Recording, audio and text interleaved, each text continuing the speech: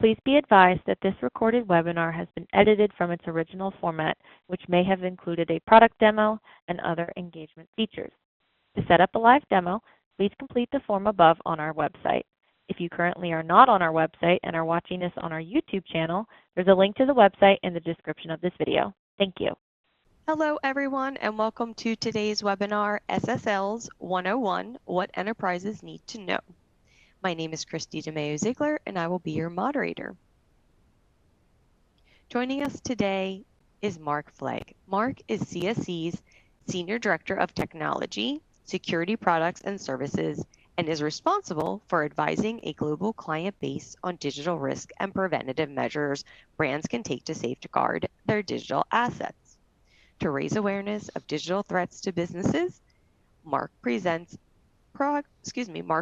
programs dealing with domain security and cybersecurity assets at leading industry conferences and events. And with that, let's welcome Mark. Thanks very much, Christy, and hello everybody. So today we're going to go through, as Christy said, SSLs 101.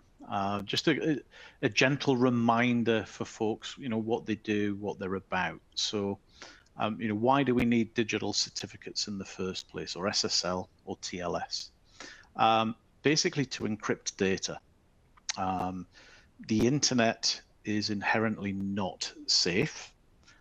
When you had college professors sharing information across their two campuses, they didn't think about security. Why would they? They trusted each other implicitly. And, that was kind of the seed of what we now know as the internet, or the World Wide Web. So we now spend, the rest of our lives trying to make it secure. And digital certificates are part of that. So what we want to do is when we transmit data from one server to the other, or when you're visiting a website and you decide to buy something and you want to send your credit card information to pay for it, you don't want people eavesdropping. You want to encrypt that data so it's scrambled, and then at the other end it can decode it and everything's safe. And it's also a good idea to have a certificate for identity authentication. If you arrive on a website, you really don't know if that's genuine or not. Long gone are the days where a spoof website would have typos, the grammar would be incorrect. So an SSL can play a role here, because if you click on that padlock, which is what you get with an SSL certificate, and it puts the little S on the end of HTTPS, so Hypertext Transfer Protocol Secure, you can see that the certificate was issued, and it will list the organization name if you're using an OV cert. And we'll get into DV, OV, and EV in just a little bit. So super important, and it is mandatory these days. A lot of work that Google have been doing to make the internet more secure. They've been pushing everybody with campaigns like SSL Always On, SSL Everywhere, even to the point where the organic search ranking your site will be higher with a certificate. And of course, they've taken it a lot further now, that if you do not have a certificate in place, then they will put up a horrible, horrible message saying this site is not secure. And for any business, that's the last thing that you want to see. So when we talk about terminology, we all interchange this: digital certificate, SSL, TLS. It's all the same thing, really. So secure socket layer, transport layer security. Digital certificate is a more user-friendly term that we always use, or SSL. TLS is technically the more correct term these days, but it just has not been adopted. So we'll interchange between the three of them still for a while, I would suspect. So first thing to note about SSLs, we need to talk about certificate authorities. So what's a CA? What's a certificate authority? These are the organizations that are trusted to produce the physical certificate, the file that you're going to get, that you're going to install on your server. And their responsibility, because the entire SSL infrastructure is built upon trust. So their responsibility is to make sure they only issue the right certificate to qualified organizations or people. Meaning, if I went and I tried to buy a certificate for google.com, I wouldn't get it because I can't prove that I have anything to do with Google. And rightly so. And again, that stops me setting up spoof websites with a certificate. From a partnership perspective, CSC works with the two enterprise grade in this space, and that is Sectigo and DigiCert. So we know what a CA is. We'll talk about the CAB forum, or Certificate Authority and Browser Forum. This is basically the governing body of the SSL industry. For those familiar with the domain side, think of them as ICANN. And they meet regularly to discuss what baseline requirements should be set. Essentially, these are rules that all of the CAs and all of the browsers will follow. And that can include many things. We've got a lot of them listed there. And they have these requirements so that a browser, when it's looking at a certificate, it can see that it was issued by Sectigo. They know Sectigo follow baseline requirements, and therefore they can trust it. If you were to set up your own SSL or CA company, and you weren't trusted by the browsers, you would get that error message, the horrible error message. So it's built on trust, as I said earlier. So we know a CA, we know the CAB forum. Let's get into certificates a little. So there are actually different types of certificate, but even more than that, there's a difference between public. What does that mean? Well, a publicly trusted certificate will be trusted by the browsers. So your Google, your Microsoft, Apple, Mozilla, they will trust that. So you can have the members of the public using a browser, seeing the certificate, and it will all be trusted. But there are instances in organizations where you don't need a public certificate and you don't need to jump through the hoops that have been set in terms of obtaining a certificate. If you've got two systems internally that need to talk to each other, but you feel compelled to encrypt the data as a matter of security, then you can use what's called a private certificate. So public, private, external, internal. And private certificates can be self-signed. You can do them yourself, as long as you don't need any third party or external usage of it. So again, we've got a lot of information on here for you. As Christy said, you can download a copy of the deck afterwards and get more detail if you need it. Now, when we issue a certificate, there are different validation levels that you can obtain. The easiest one is what we call a DV certificate, so a domain validated. And what you have to do here is simply prove you are in control of the domain name. And that's done by one of two methods. And again, I'll dig in a little bit more detail on the methods later on.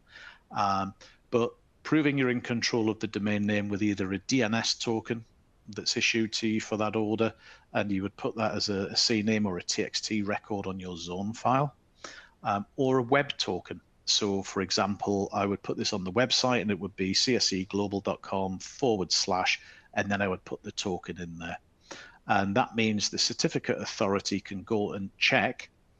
And if there's a presence in DNS or on the website, then that's acceptance that you are in control of that domain. You could do an awful lot worse, given what you've done to validate, if you felt compelled, versus buying a certificate. We then get to OV, organization validated. So this does everything that we do on DV, so it does what we call domain control validation, but it takes it a step further. And we want to make sure that this is a genuine business, that it has a company registration certificate, and again, we can prove that they are the owners of the domain name with DCV. The difference between the DV and the OV is when you click on that padlock, as I said earlier. If you click on a padlock for a DV cert, it says issued to domain name. So you don't really know who the owner is. But with an OV cert, you click on the padlock and it will tell you issued to Corporation Service Company, as an example. And then we have the top level one, the EV, extended validated. So this does everything we do on a DV, it does everything we do on an OV, but we take an extra step here to actually prove the organization, prove the requester for the cert.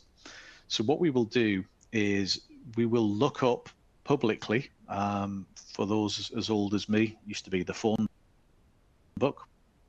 Nowadays we use the web. We will look up publicly the main switchboard number for an organization. We will call the number. We will ask to be put through to human resources, and we will ask them to confirm that the employee that asked for the certificate works for the organization. And if they respond positively, we will say, great, could you transfer me, please? And they would transfer you, you would speak to that person, you would confirm that they indeed requested that particular certificate. If everything checks out, we can then go ahead and issue the certificate. If at any point it doesn't, we will not issue the certificate.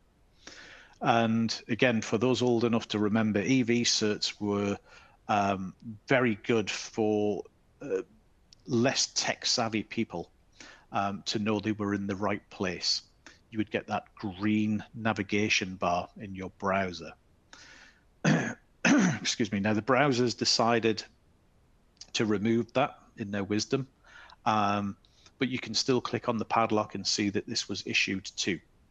And EV certs will still be around. There are lots of governments around the world still that mandate that you use an EV certificate. The financial industry especially.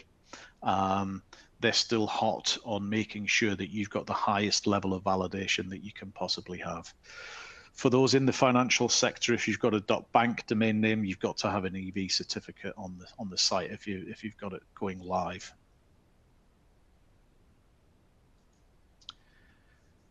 So what would you use a certificate levels, the DV, OV, and EV? It gets more complicated because there are different types of cert. You can have a single domain name, so cscglobal.com. You could have a wildcard, so asterisk.cscglobal.com. And what that means is I could have christy.cscglobal.com. I could have mark.cscglobal.com as prefixes, subdomains, all covered by one certificate.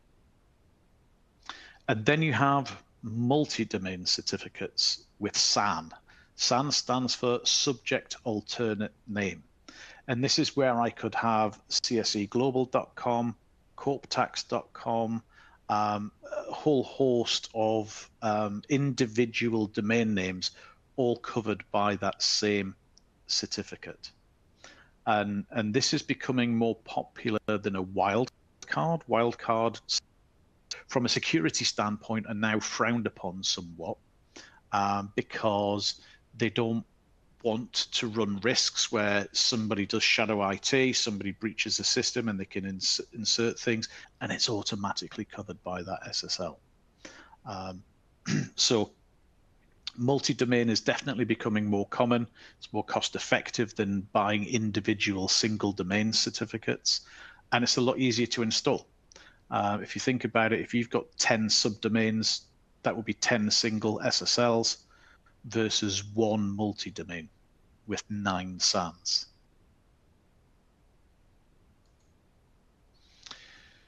So why does certs matter for enterprise security? I mean, encryption of data is just mandatory these days. We should not transmit anything on the internet that, if we want to keep it protected, you've got to encrypt it, and that means you need a certificate. You also get a warranty, which a lot of people don't realize, in the event of a failure in a digital certificate security. I've never seen this happen, touch wood. But nevertheless, it's there, and this is always a good thing because we pay enough in cybersecurity premiums. So if there is a fault found here, you're able to claim. And it's also trust. You know, the whole premise that I said earlier, the whole thing is built on trust, that the browser trusts the certificate authority to issue the certificate properly in the first place. But then it comes down to your users as well. If you're ever on an e-commerce site or anything that you're looking to purchase online and you do not see that padlock, do not enter your details. It's as simple as that, because people can eavesdrop and they can then figure out what your credit card information is, what your address is, what your 3-digit code is off the back of your card, and that is not a good thing for obvious reasons. And then we have reliability. You know, a lot of the CAs, the certificate authorities, they've been around a long, long time. We've had a partnership with Sectigo over 20 years, formerly Comodo before that, because they have to do the right things. This isn't an industry that you stumble into and you have lots of startups. It requires heavy investment in that infrastructure, because essentially that's what everybody is trusting. It's the infrastructure that's issuing the certificates along with the process for the organization. So if we look at the kind of history and evolving life cycle of certs, you know, 1960s, ARPANET, created for military and academics, original SSL protocols created. Obviously, we needed a governing body to keep everybody in check and keep this consistent. So the CA Browser Forum was formed. And then shortly after, 2007, Google started their campaign, and we'll cover this later as well, about needing a certificate, SSL always on everywhere, etc. And then we started getting tighter on security. So SHA-1 was no longer trusted, wasn't secure enough. And then in 2020, the certificate lifespans reduced to a year. Prior to that, it was 5 years. When I joined the industry, you could order a publicly trusted cert for 10 years. But we've slowly seen it start to come down. And then you can see what's planned for the future with SC 081 ballot being passed by the CAB Forum in April of this year, where eventually, you know, in 2029, 15th of March, publicly trusted cert will only last for 47 days.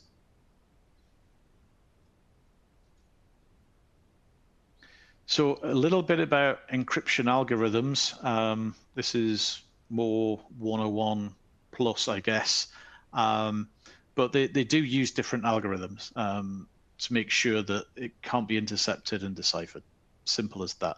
It's an agile industry. We're constantly changing it.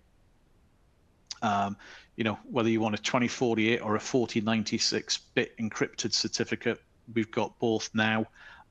It didn't always used to be 2048 either. It used to be a lot smaller. And the number there matters. It's the length of string and how complicated it is. Hash algorithms, SHA-1 used to be the standard. Now it's deprecated. SHA-2 is the most common. And, you know, CSC and Sectigo, we highly recommend updating to allow SHA-3 84. It's the way the future is going, and then eventually, most likely, all of this will go away as we get to PQC, post-quantum computing.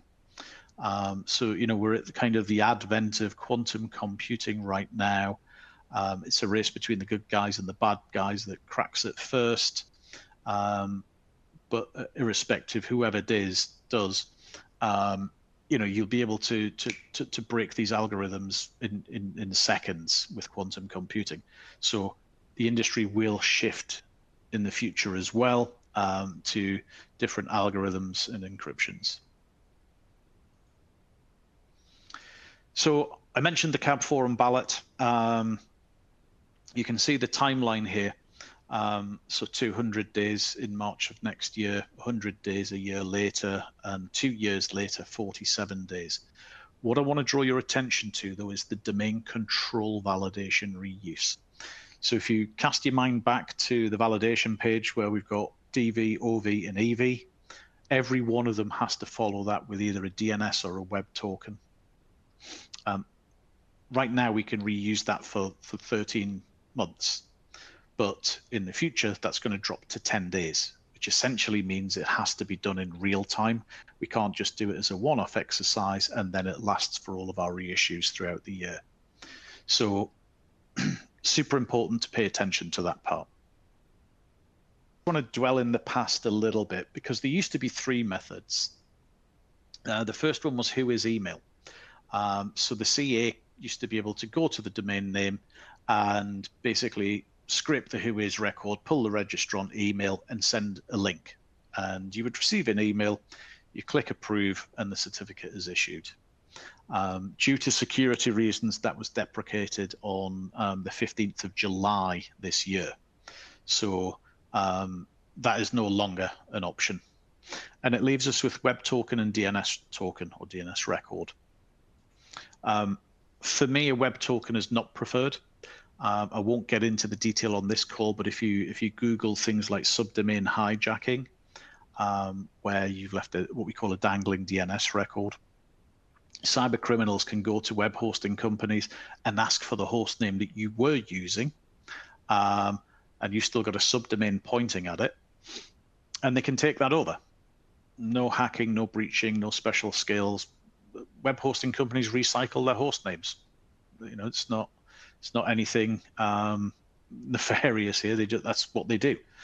And once I've got that, I can then get a certificate because I'm going to use a web token, and they will see that I'm in control of that subdomain from a web perspective. So it's not 100% secure, and talks are ongoing in the CAB forum as to whether that will continue. But by far and away, the preferred method is DNS record, because if I can hijack your DNS, I'm not worried about a certificate. I'll point everything to where I want it to go anyway. So it's a moot point. So this is where you get that token, you publish it as a CNAME or TXT record that can be then validated. So we did some analysis. We were looking at this, and we needed alternate methods, clearly, because of what's coming. So, the people that used to just click the email from whois, apart from the fact they'll be doing that a lot more frequently. To put this into context, if you've got a portfolio of 100 certificates, by the time 2029 comes, that will be like managing 800 certificates because you have to replace it 8 times a year on 47 days. And each time you want to replace that certificate, you're going to have to do the domain control validation. So this becomes a huge administrative burden. And we don't like that. And if you think about how it works today, you can see the swim lanes. 2 of them are for client, 1 for CSE. So you order, we validate, you're doing the domain control validation, and then CSE will produce a certificate for you. And that's rinse and repeat with every renewal. But we came out with something earlier this year called DCV as a service. And the way that this works is it's a one-time setup. We'll give you the CNAME to put on your zone. It will never change. You don't need to update it. It will never expire. It just sits there forever. Non-invasive, starts with an underscore PKI validation left-hand record that you shouldn't have any conflicts with. So when you order your certificate, you can see that CSE will do the validation. How do we do that? Well, that CNAME that we ask you to add points back to us to cscdcv.com. And when the order is submitted to us, we will get the DNS token. We'll place it as a TXT record on our domain name, cscdcv.com. And then when it comes to the issuance, checking this out, CA goes to the domain name that wants the certificate. They read the CNAME record. It diverts them over to cscdcv.com and they read the token.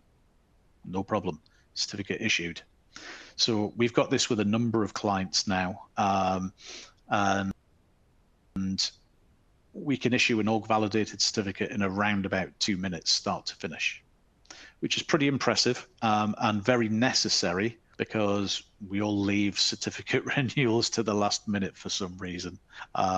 Even though we have a grace period, we always push them hard to the expiration.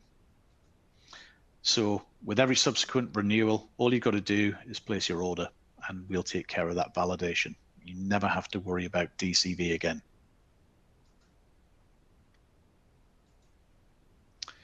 So some key takeaways from today's session. Absolutely, however you're involved in SSL, if this is just, of interest, great. But if part of your job involves SSL management, get an internal discussion on the go, looking at what your current strategy is and what the future should be, because of those reduced timelines. If you're replacing your cert eight times a year and you've got a sizable number, there are things that we'll cover in 201 about automation. Take stock of the inventory. Again, we can help you in some ways with this as well, with SSL scans. So you understand what you've got, and then you can figure out if that inventory aligns with your future strategy. Meaning, if we do go to automation, all of these certificates that we've got, where are they installed? What software version are we running on there? Is it compatible with automation? So there's a whole host of additional questions that you need to ask